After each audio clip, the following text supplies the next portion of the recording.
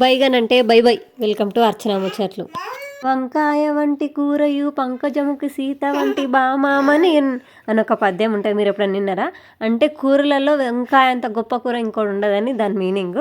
But ఇటువంటి కూర కూడా నచ్చిన వాళ్ళు ఉంటారు.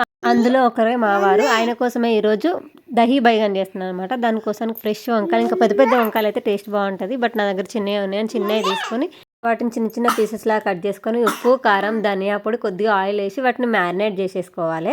మ్యారినేట్ చేసుకున్న ముక్కల్ని షాలో ఫ్రై చేసేసుకోవాలి. ఇప్పుడు ఒక పక్కకు పెరుగు తీసుకుని దాని మధ్య కొంచెం ఉప్పు వేసి మధ్యలా కలుపుకోండి.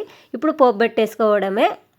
పోపు దినుసులు, ఒక ఉల్లిగడ్డ, 2 ఎండుమిర్చి అండ్ కొంచెం కొత్తిమీర వేసి వాటిని మంచిగా ఫ్రై చేసేసుకోండి. ఫ్రై అయిపోయిన తర్వాత మనం రెడీ చేసుకున్న మజ్జిగలో పోసేసి కొంచెం ఆ మజ్జిగ గరం కాగానే మనం ఫ్రై చేసుకున్న వంకాయ ముక్కలు ఇందులో వేసేసుకొని 2 నిమిషాలు ఉడకనిస్తే మన దహీ బైగన్ రెడీ అయిపోతుంది.